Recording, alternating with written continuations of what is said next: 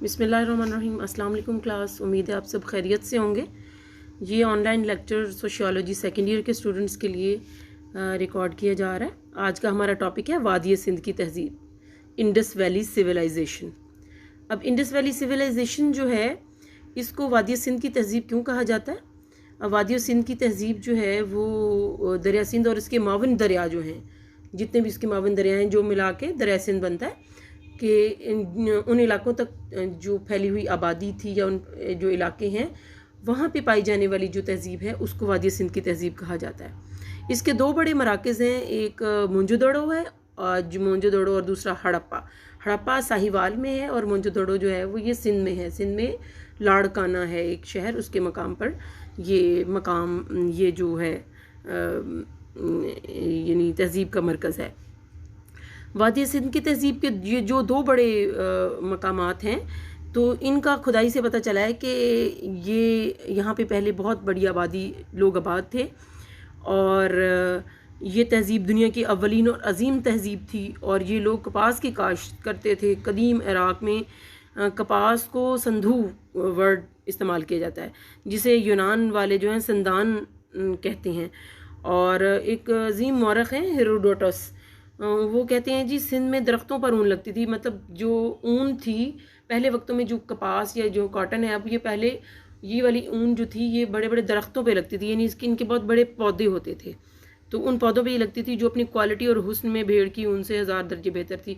यहाँ पे भेड़ की ऊन का जिक्र इसलिए किया गया कि उस वक्त भेड़ की ऊन जो है वो भी कपड़े बनाने के लिए इस्तेमाल की जाती थी। और उसके मद्दे मुकाबिल जो है वो जब कपास या फिर ये कॉटन से धागा बनाना शुरू हुए और इससे कपड़ा बनाना शुरू हुए, तो ये भेड़ की ऊन से बने हुए कपड़ों से बहुत बेहतर नज़र आता था। और हिंदुस्तानी इन दरख्तों से लिबास तैयार करते थे। और इस बारे में अहमद अब्दुल्ला अपनी किताब में पाकिस्तान और उसके लोगों की सियासी असास में वो कहते हैं कि जी आर्यों की आमद से कबल जो लोग यहाँ आबाद थे उन्हें अमरी का नाम दिया जाता था, यानी वो लोग जो यहाँ रहते थे आर्या कौम से पहले वो अमरी थे। और ये लोग छोटे छोटे ग्रोहों में रहते थे। उनका गुजारा जंगलात की पैदावार और शिकार पर होता था। इस तहज़ीब को बनाने वाले दो ग्रोह हैं बेसिकली, जो वादी सिंध की तहज़ीब है इसके मेन जो फाउंडर्स हैं वो द्रावड़ हैं और आर्या हैं। एक द्रावड़ कौम है और दूसरी आर्यंस हैं। सबसे पहले अब हम द्रावड्स जो तहज़ीब है, ये द्रावड़ जो कौम है उसके बारे में पढ़ेंगे। ये तकरीबन 3000 साल कबल मसीह में बलूचिस्तान के रास्ते ये जो हैं वो बरसग़ीर में आए। ये लोग सरता मुर्तफ़ा ईरान और बलूचिस्तान के रहने वाले लोग थे। और बलूचिस्तान की ब्रोही ज़ुबान जो है वही इनकी ज़ुबान थी। और नस्ली तौर पर ये लोग ऑस्ट्रिक्स की तरह के थे, जिस तरह से ऑस्ट्रिक्स जो थे उन्हीं की तरह के लोग थे। और बहरीन के ख़िते से ही ये लोग इसमें बरसग़ीर में आए हैं।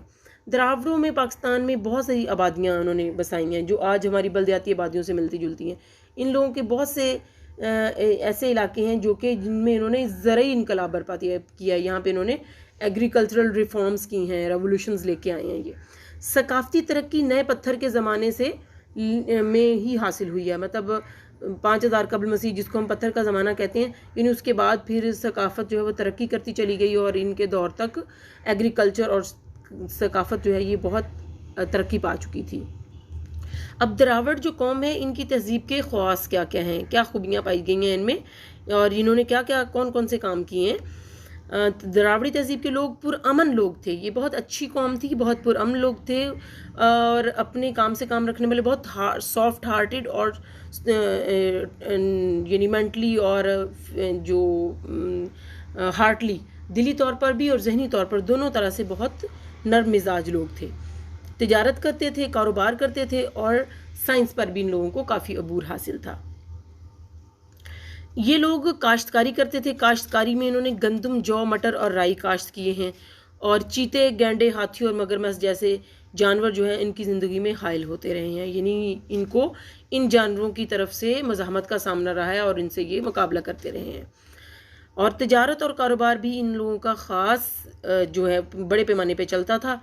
और शहरों में इन्होंने एक शहर से दूसरे शहरों तक सड़कें बनाई और सड़कों का भी इन्होंने जाल बिछाया। इसके बाद इन्होंने औज़ार बनाए। ये जो द्रावड़ कौम थी, इन्होंने औज़ार कैसे, पत्थर से जानवरों के सींग जो थे उनसे, सीपियों से, और इसके बाद हड्डियों से और लकड़ी से उन्होंने औजार बनाए, जो भी जिससे ये लोग काश्तकारी करते थे। भर्त धात के बने हुए, भर्त एक मेटल है जो कि ब्रास की तरह का, पीतल की तरह का, एक पीतल और इसको सिल्वर को, कॉपर को मिक्स करके एक बनाते हैं, एक धात बनती है जिसको भर्त कहा जाता है। ये ना येलो होती है ना ही ये बहुत वाइट होती है, ये दरमियाना को इसका कलर होता है। इसके उन्होंने औजार बनाना शुरू किए। ये भी मुआशरे के ऊंचे दर्जे के लोगों के पास, यानी ये बहुत एक्सपेंसिव थे और ये बहुत रिच लोगों के पास होते थे, आम हर बंदा उसको नहीं ख़रीद सकता था। और उस वक्त तक अभी लोहा भी दरियाफ्त नहीं हुआ था, यानी लोहा उस वक्त तक मौजूद नहीं था। अब तोहम परस्ती इन लोगों में, चूँकि ये बहुत मतलब अब जल्दी कुंद एतकाद लोग थे, बहुत जल्दी चीज़ों को ये एक्सेप्ट कर लेते थे, और ये गैर मादा सकाफ़त में वादी सिंध की तहजीब ने हिंदू मज़हब को रसूमात, अकायद और तोहम परस्ती अता की है।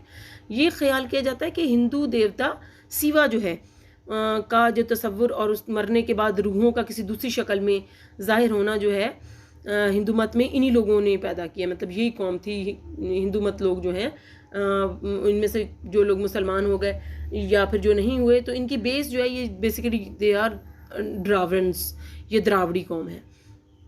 मकानों की तामीर, इस तहजीब में मकानों की तामीर जो है वो पक्की ईंटें ये इस्तेमाल करना शुरू हो गए थे। इनकी तमद्दन जो तहजीब व तमद्दन था वो आम लोगों से, दूसरे लोगों से बेहतर था। इनके शहर जो हैं वो एक ही नक्शे पे ये बनाते थे और एक ही टाइप के ये घर बनाते थे, प्लानिंग के साथ बनाते थे, जिसमें यानी आला किस्म का बल्दियाती निज़ाम जो है वो नज़र आता था, जिसमें निकासी आब यानी सेवरेज वगैरह जो है वो भी, और इसके अलावा गुसल खाना वगैरह हर घर में बनाने का इन्होंने कॉन्सेप्ट दिया। हाँ, इसके बाद ज़रूफ साजी, मट्टी के बर्तन बनाते थे, तांबे कांसी के बर्तन बनाते थे और औजार भी बनाते थे, ज़रूफ साजी करते थे, और फ़न हर्ब यानी जंग में इस्तेमाल होने वाले औजार भी इन लोगों ने बनाना शुरू किए और इन्हीं लोगों ने उसको उरूज बख्शा। ये लोग पत्थर के बाद तांबे की प्यालियाँ, यानी पहले पत्थर से ये औजार और बर्तन बनाते थे, फिर ये तांबे से बनाना शुरू हो गए, प्यालियाँ, थालियाँ और देगचियाँ वगैरह बनाना शुरू की। और जो फ़न हर्ब था या जो जंगी सामान था उसमें तांबे की कुल्हाड़ियाँ, नेज़े, भाले, मछलियाँ पकड़ने की कुंडियाँ, चाकू, छुरियाँ वगैरह भी इन्हीं लोगों ने ईजाद की हैं और बनाना शुरू की हैं। अलबत्ता लोहे के इस्तेमाल उस वक्त नहीं था और अभी ईजाद नहीं हुआ था, क्योंकि वो बहुत बाद में 600 साल कबल मसीह में दरियाफ्त हुआ है, यानी 600 साल कबल मसीह में लोहा दरियाफ्त हुआ है। इसके बाद और इनके जो कारनामे उसमें ये मुजस्मे बनाते थे, जो मुजस्मा साजी कि ये लोग माहिर थे। अजायब घर में मिट्टी की मूर्तियाँ रखना इनका शेवा था, और जनाना और उरियाँ किस्म की मूर्तियाँ, और ये मूर्तियाँ इस तरह की मूर्तियाँ बनाते थे कि उसमें गले में मनकों का हार, कमर में मनकों से लदी हुई पट्टियाँ, शायद इन मूर्तियों को वो मुतबरक देवताओं की हैसियत से पूजते थे और इसलिए उनकी आराइश व ज़बाइश का इंतज़ाम करते थे। और औरतों में बनाव सिंगार का मयार भी बहुत बुलंद था। और इसके बाद इन लोगों के यहाँ ज़ेवरात, यानी ज़ेवरात, औरतों के ज़ेवरात में सोने, चांदी, कांसी, कीमती पत्थरों से, फिर सीप और मट्टी वगैरह इस्तेमाल करते थे। और उनसे क्या चीज़ें बनाते थे? हार, झूमर, बाजूबंद, टीका, पट्टी बंद और बंदे, नथ के अलावा बाजू की चूड़ियाँ, अंगूठियाँ, और ये वह बनाते थे जिनके नमूने अजायब घरों में आज भी मौजूद हैं, मिलते हैं। सिंगार के ज़ेवरात में बंदे, लौंग, कोके और सर के ज़ेवरात औरतों के लिए मखसूस थे। मट्टी के खिलौने, इन लोगों के यहाँ मट्टी के खिलौने बनाने का भी रिवाज था। मट्टी के बने हुए बच्चों के लिए खिलौने अजायब घरों में मौजूद हैं, जो आजकल हम देख सकते हैं, जो इंसानों और जानवरों की शक्ल से मिलते जुलते हैं। शतरंज इस ज़माने का मशहूर खेल था, यानी ये लोग जो मशहूर खेल था, ये जो खेल खेलने के शौकीन थे वो शतरंज है। अगर आप देखें इनकी आबादी, इनकी जो उस दौर की इनकी इनोवेशंस हैं, उसमें आप देखें कि ये देखें हड़प्पा के जो खंडरात की तस्वीर में हमें नज़र आ रहे हैं, ठंडे और गर्म पानी के टब्स थे। यानी ऐसे टब बनाए जाते थे जिनसे अगर पानी ठंडा डालेंगे तो ठंडा रहेगा, अगर गर्म डालेंगे तो वो गर्म रहेगा। गर्म पानी के टब और पुख्ता नालियाँ आप देख रहे हैं, और ईंटों के बने हुए मकानात हैं। जो ईंटों से यानी ब्रिक्स से घर बनाने का रिवाज भी इन लोगों ने शुरू किया। और देख सकते हैं हर घर का नक्शा एक जैसा है, बिल्कुल एक ही अंदाज से, एक ही स्टाइल से बनी हुई।